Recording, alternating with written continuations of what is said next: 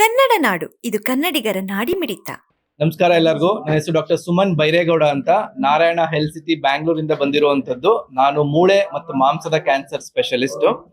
So ಇವತ್ತು ಬಳ್ಳಾರಿಯಲ್ಲಿ ಈ ಪ್ರೆಸ್ ಕಾನ್ಫರೆನ್ಸ್ ಮಾಡಿದ ಉದ್ದೇಶ ಏನು ಅಂತಂದ್ರೆ, ನಮ್ಮ ನಾರಾಯಣ ಹಾಸ್ಪಿಟಲ್ ಅಲ್ಲಿ ಎಲ್ಲಾ ತರ ಮೂಳೆಯ ಸೂಪರ್ ಸ್ಪೆಷಾಲಿಟಿ ಸರ್ವಿಸಸ್ ಏನಿದೆ, ಹಂಗಂದ್ರೆ ಸಪರೇಟ್ ಟೀಮ್ ಜಾಯಿಂಟ್ ರಿಪ್ಲೇಸ್ಮೆಂಟ್ ಅಥವಾ ಕೀ ಹೋಲ್ ಸರ್ಜರೀಸು ಮತ್ತೆ ಸ್ಪೈನ್ ಸರ್ಜರೀಸು ಮತ್ತೆ ಮೂಳೆ ಮತ್ತೆ ಕ್ಯಾನ್ಸರ್ ಟ್ರೀಟ್ಮೆಂಟ್ಗೆ ಎಲ್ಲ ಸಪರೇಟ್ ಸ್ಪೆಷಾಲಿಟಿ ಟ್ರೀಟ್ಮೆಂಟ್ ಇದ್ದು, ಇವತ್ತು ವರ್ಲ್ಡ್ ಅಲ್ಲಿ ಏನು ಬೆಸ್ಟ್ ಟ್ರೀಟ್ಮೆಂಟ್ ಇದೆ ಅದನ್ನ ನಾವು ಅಫೋರ್ಡಬಲ್ ಪ್ರೈಸ್ ಅಲ್ಲಿ ಪೇಷಂಟ್ಗೆ ಅದನ್ನ ನಾವು ಆಫರ್ ಮಾಡ್ತಾ ಇದೀವಿ. ಈಗ ಲಾಸ್ಟ್ 10 ವರ್ಷದಲ್ಲಿ 2,000ಕ್ಕಿಂತ ಹೆಚ್ಚು ಮೂಳೆ ಮತ್ತು ಮಾಂಸದ ಕ್ಯಾನ್ಸರ್ ಪೇಷಂಟ್ಗಳಿಗೆ ನಾವು ಟ್ರೀಟ್ಮೆಂಟ್ ಮಾಡಿ ಅವರ ಕೈ ಅಥವಾ ಕಾಲು ಉಳಿಸುವಂತ ಒಂದು ಇದನ್ನ ಪ್ರಯತ್ನವನ್ನ ಮಾಡಿದ್ದೇವೆ. ಸೊ ಇವತ್ತು ಅದೇ ತರ ಬಳ್ಳಾರಿಯಲ್ಲಿ ಈ ಮೂಳೆ ಮತ್ತೆ ಕ್ಯಾನ್ಸರ್ ರೋಗಗಳ ಬಗ್ಗೆ ಅವೇರ್ನೆಸ್ ಸ್ಪ್ರೆಡ್ ಮಾಡೋದಕ್ಕೆ ನಾವು ಇಲ್ಲಿ ಇದೀವಿ. ಈ ಕ್ಯಾನ್ಸರ್ಸ್ ಕ್ಯೂರಬಲ್. ಮೂಳೆ ಮತ್ತೆ ಸಾಫ್ಟ್ ಟಿಶ್ಯೂ ಕ್ಯಾನ್ಸರ್ ಬಂದ ತಕ್ಷಣ ಕೈ ತೆಗಿಬೇಕು, ಕಾಲು ತೆಗಿಬೇಕು ಅಂತ ಏನು ಇಲ್ಲ. ಕೈ ಮತ್ತೆ ಕಾಲು ಉಳಿಸುವಂತ ಆಪರೇಷನ್ ಮಾಡಬಹುದು. ಮತ್ತೆ 60 to 70% ಜನನ ನಾವು ಸಂಪೂರ್ಣವಾಗಿ ಕ್ಯಾನ್ಸರ್ ಇಂದ ಗುಣಪಡಿಸಬಹುದು ನಾವು ಪೇಷಂಟ್ ನ ಸ್ಟೇಜ್ 1 ಮತ್ತೆ ಸ್ಟೇಜ್ 2 ಅಲ್ಲಿ ಡಯಾಗ್ನೋಸ್ ಮಾಡಿದ್ರೆ. ಸೊ ಈ ತರ ಏನೇ ಪ್ರಾಬ್ಲಮ್ ಇದ್ರೂ ಬೋನ್ ಕ್ಯಾನ್ಸರ್ ಸ್ಪೆಷಲಿಸ್ಟ್ ಡಾಕ್ಟರ್ ನ ಮೀಟ್ ಮಾಡಿ ಟ್ರೀಟ್ಮೆಂಟ್ ಅನ್ನ ತಗೋಬೇಕು ಅಂತ ನಾನು ಕೇಳ್ಕೊಳ್ತೇನೆ. ಗೌರ್ಮೆಂಟ್ ಇಂದ ಈಗ PM ಸಪೋರ್ಟ್ ಸಿಸ್ಟಮ್ ಏನಿದೆ, ಮತ್ತೆ CM ಸಪೋರ್ಟ್ ಸಿಸ್ಟಮ್ ಏನಿದೆ, ಮತ್ತೆ BPL ಇದು ಕಾರ್ಡ್ ಹೋಲ್ಡರ್ಗೆ ಆಯುಷ್ಮಾನ್ ಸಪೋರ್ಟ್ ಏನಿದೆ, ಸೊ ಅದನ್ನ ಯೂಸ್ ಮಾಡಿಕೊಂಡು ಅದ್ರ ತಕ್ಕಂತೆ ನಾವು ಟ್ರೀಟ್ಮೆಂಟ್ ಅನ್ನ ಮಾಡಬಹುದು. ಸಕ್ಸಸ್ ರೇಟ್ ಬಗ್ಗೆ ಹೇಳಿ ಸರ್. ಆಸ್ಟಿಯೋಸಾರ್ಕೋಮಾ ಮತ್ತೆ ಇವಿಂಗ್ಸ್, because you have got experience with so many surgeries, you must be knowing, no, that how much yes success. So when we treat the patient in stage 1 ಮತ್ತೆ stage 2 ಬೋನ್ cancer ಅಲ್ಲಿ sir 60 ರಿಂದ 80% ಜನನ ನಾವು ಸಂಪೂರ್ಣವಾಗಿ cancer ಇಂದ ಗುಣಪಡಿಸಬಹುದು. ಮತ್ತೆ ಇವತ್ತಿನ ದಿನ ಆಧುನಿಕ ತಂತ್ರಜ್ಞಾನ ಯೂಸ್ ಮಾಡಿ 90 ರಿಂದ 95% ಜನಗಳಲ್ಲಿ ನಾವು ಕೈ ಮತ್ತೆ ಕಾಲು ಉಳಿಸುವಂತ ಸರ್ಜರಿನ ಮಾಡಬಹುದು.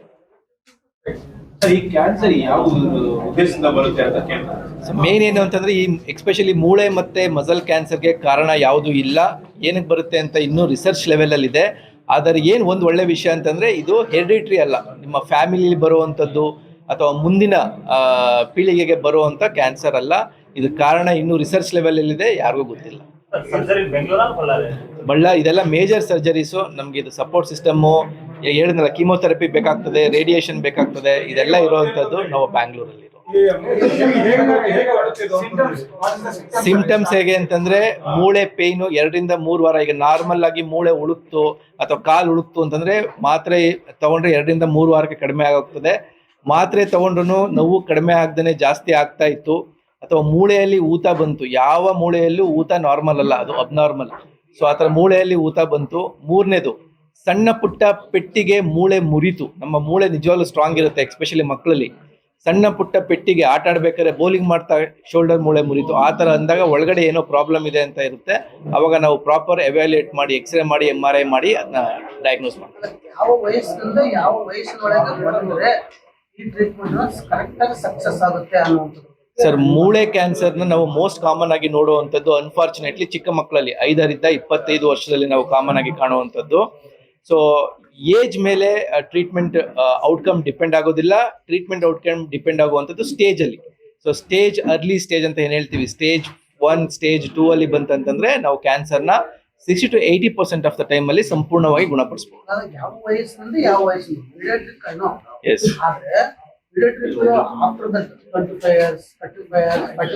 ಸರ್, ಏನಾಗುತ್ತೆ ಅಂತಂದ್ರೆ, ಏಜ್ ಆದಷ್ಟು 60-70 ರಿಂದ 80 ವರ್ಷದ ಮೇಜ್ 1 ಸ್ಟೇಜ್ 2 2 ಸ್ಟೇಜ್ ಅಲ್ಲಿ ಮಾತ್ರ ಮಾಡುವಂಥದ್ದು.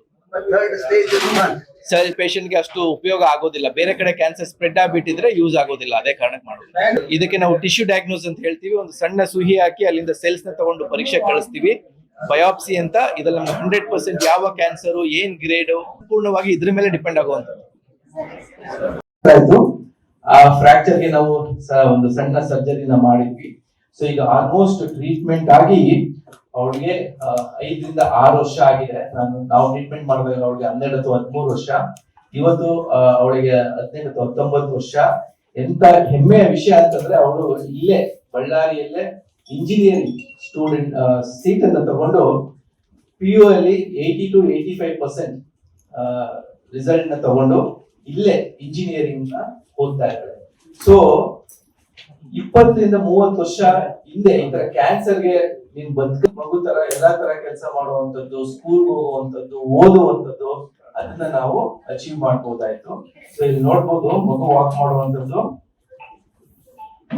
ಸೊ ಅವರಲ್ಲಿ ಅಷ್ಟು ದೊಡ್ಡ ಸರ್ಜರಿ ಆಗಿದೆ ಕಾಲಲ್ಲಿ ಅನ್ನೋದೇ ಗೊತ್ತಾಗೋದಿಲ್ಲ. ಎಲ್ಲಾ ತರ ಆಕ್ಟಿವಿಟಿ ಮಾಡ್ಬೋದು, ಏನು ಲಿಮಿಟೇಷನ್ ಇರೋದಿಲ್ಲ. ನೀವ್ ಹೇಳಿ ಯಾವ ಕಡೆ ಅಂತ, ನಿಮ್ಗೆ ಡಿಫ್ರೆನ್ಸ್ ಕಾಣಿಸ್ತಾ ಇದೆಯಾ? ಸೊ ಅವರೇ ಬರ್ತಾರೆ, ಅವರ ಎಕ್ಸ್ಪೀರಿಯನ್ಸ್ ನ ಶೇರ್ ಮಾಡ್ತಾರೆ. ಸೊ ಇಷ್ಟು ಒಳ್ಳೆ ರಿಸಲ್ಟ್ ಕೊಡ್ಬೋದು. ಬಟ್ ಮೇನ್ ಏನಂತಂದ್ರೆ ನನ್ನ ಮೇನ್ ರಿಕ್ವೆಸ್ಟ್ ಏನು ಅಂತಂದ್ರೆ ಈ ತರ ಅವೇರ್ನೆಸ್ ಜನಕ್ಕೆ ತುಂಬಾನೇ ಕಡಿಮೆ. ಒಂದು, ಇದಕ್ಕೆ ಟ್ರೀಟ್ಮೆಂಟ್ ಆಗುತ್ತಾ ಅಂತ ಗೊತ್ತಾಗೋದಿಲ್ಲ. ಸೆಕೆಂಡ್, ಇದು ಟ್ರೀಟ್ಮೆಂಟ್ ಆಗ್ಬೇಕಂದ್ರೆ ಎಲ್ಲಿ ಹೋಗ್ಬೇಕು, ಯಾವ ತರ ಟ್ರೀಟ್ಮೆಂಟ್ ಮಾಡ್ಬೇಕು, ಈ ತರ ಸ್ಪೆಷಲಿಸ್ಟ್ ಡಾಕ್ಟರ್ಸ್ ಇದೆಯಾ ಅನ್ನೋದೇ ಒಂದು ದೊಡ್ಡ ಜನಕ್ಕೆ ಐಡಿಯಾ ಇರೋದಿಲ್ಲ.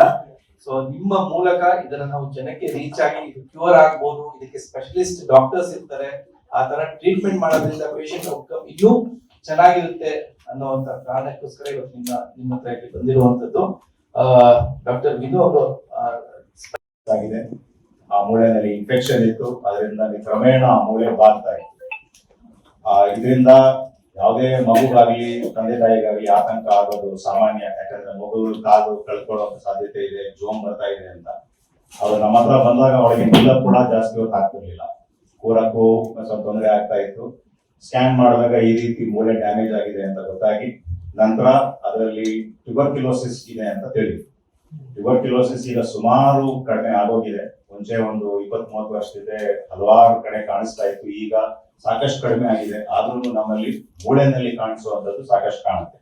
ಈ ರೀತಿ ಬಂದಾಗ ತೊಂದರೆ ಇದೆ ಅಂತ ಮೊದಲು ಗ್ಯಾರಂಟಿ ಮಾಡ್ಬೋದು. ಅದಾದ ನಂತರ ಅದಕ್ಕೆ ಚಿಕಿತ್ಸೆ ಮಾಡಿದ್ರೆ ಚೆನ್ನಾಗಿ ಸ್ಪಂದಿಸ್ತಾರೆ. ಚೆನ್ನಾಗಿ ಹೊಂದ್ಕೊಂಡು ಕೂತ್ಕೊಂಡಿದೆ. ಸೊ ಅಡ್ವಾಂಟೇಜ್ ಏನು, ಅವರ ಸ್ವಂತ ಮೂಳೆ ಮತ್ತೆ ಸ್ವಂತ ಜಾಯಿಂಟ್ ಅನ್ನ ನಾವು ಉಳಿಸ್ಕೊಳ್ಳುವಂತ ಸರ್ಜರಿನ ಮಾಡ್ಬೋದಾಯ್ತು. ಈ ಪ್ಲೇಟ್ಸ್ ಹಾಕಿರೋದು ಬರೀ ಸಪೋರ್ಟಿಂಗ್ ಮಾತ್ರ, ಅದು ಆರ್ಟಿಫಿಷಿಯಲ್ ಮೆಟಾಲಿಕ್ ಬೋನ್ ಅಲ್ಲ. ಸೊ ನಾರ್ಮಲ್ ಫ್ರಾಕ್ಚರ್ ಆದಾಗ ಯಾವ ತರ ಪ್ಲೇಟ್ ಹಾಕ್ತಾರೆ ಆ ತರ ಸಿಂಪಲ್ ಪ್ಲೇಟ್ ಹಾಕಿರುವಂತದ್ದು. ಮಗು ಅದು ಸುಮಾರು 6.5 ಮಿಲಿಮೀಟರ್ ಅಂತೆಷ್ಟು. ಅದು ಹಾಕೋದಿಕ್ಕೆ ಇರುವಂತ ಮೂಳೆಯದು ಡಯಾಮೀಟರ್ ಅಂತ ಏನ್ ಕರಿತೀವಿ, ಅದು ಸುಮಾರು 7 ಮಿಲಿಮೀಟರ್. ಮಾರ್ಜಿನ್ ಆಫ್ ಎರರ್ ಅಂತ ಏನ್ ಕರಿತೀವಿ, ಅದು ಅರ್ಧ ಮಿಲಿಮೀಟರ್ ಕಿನ್ನ ಕಡಿಮೆ ಇರುತ್ತೆ. ಆ ಕಡೆ ಈ ಕಡೆ ಹೋದ್ರು ಒಂದ್ ಕಡೆ ಸ್ಪೈನಲ್ ಕಾರ್ಡ್ ಇದೆ, ಇನ್ನೊಂದ್ ಕಡೆ ನರ ಇದೆ, ಡ್ಯಾಮೇಜ್ ಆಗುವಂತ ಸಾಧ್ಯತೆ ಇರುತ್ತೆ. ಇದನ್ನ ಲಿಮಿಟ್ ಮಾಡಿ ಅದನ್ನ ಸ್ಟೆಬಿಲೈಸ್ ಮಾಡಿ ಫಿಕ್ಸ್ ಮಾಡಿ ಅದ್ರ ಮೇಲೆ ಇದ್ದಿದ್ದಂತ ಒತ್ತಡ ಎಲ್ಲ ತೆಗೆದ್ವಿ. ಮಾರ್ಕ್ಸ್ ತಗೊಂಡಿದ್ದಾಳೆ. ಮುಂದಕ್ಕೆ ಪೊಲೀಸ್ ಆಫೀಸರ್ ಆಗ್ಬೇಕು ಅನ್ನೋಂತ ಅವಳಿಗೆ ಇಚ್ಛೆ ಇದ್ರಲ್ಲಿ ಇನ್ಫೆಕ್ಷನ್ ಇತ್ತು. ಆ ಇನ್ಫೆಕ್ಷನ್ ಇಂದ ಅವ್ರಿಗೆ ಏನು ಕೆಲಸ ಮಾಡಕ್ಕಾಗದೆ ತೊಂದರೆ ಆಗಿ ಓಡಾಡೋದಕ್ಕೆ ಕಷ್ಟ ಆಗಿ ಕಾಲು ಜೋಮು ಆ ತರ ಬರ್ತಾ ಇತ್ತು. ಇವ್ರು ಹಲವಾರು ಕಡೆ ಚಿಕಿತ್ಸೆ ಮಾಡಿದ್ರು, ಆದ್ರೆ ನಮ್ಮಲ್ಲಿ ಚಿಕಿತ್ಸೆ ಸಿಗುತ್ತೆ ಅಂತ ನಮ್ಮಲ್ಲಿ ಬಂದ ಮೇಲೆ ಅವ್ರಿಗೆ ಟ್ರೀಟ್ಮೆಂಟ್ ಮಾಡಿ ಈ ರೀತಿಯಲ್ಲಿ ಅದಕ್ಕೆ ಸ್ಕ್ರೂ ಹಾಕಿ ಮಧ್ಯದಲ್ಲಿ ಒಂದು ಕೇಜ್ ಹಾಕಿ ಅದನ್ನೆಲ್ಲ ತೆಗೆದು ನರದ ಮೇಲೆ ಇದ್ದಿದ್ದು ಒತ್ತಡ ಎಲ್ಲ ಕ್ಲಿಯರ್ ಮಾಡಿದ್ವಿ.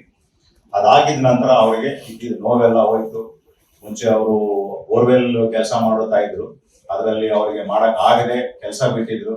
ಈಗ ರೀಸೆಂಟ್ ಒಂದು ತಿಂಗಳಿಂದ ನಮ್ಮಲ್ಲಿ ಸಮಗ್ರ ಸುದ್ದಿಗಳಿಗಾಗಿ ತಪ್ಪದೆ ನೋಡಿ ಕನ್ನಡ ನಾಡು ವಾಹಿನಿ. ಸಬ್ಸ್ಕ್ರೈಬ್ ಮಾಡಿಕೊಳ್ಳಲು ಕೂಡಲೇ ಪಕ್ಕದಲ್ಲಿ ಕಾಣುವ ಬೆಲ್ ಐಕಾನ್ ಕ್ಲಿಕ್ ಮಾಡಿ ನೋಟಿಫಿಕೇಶನ್ ಪಡೆಯಿರಿ.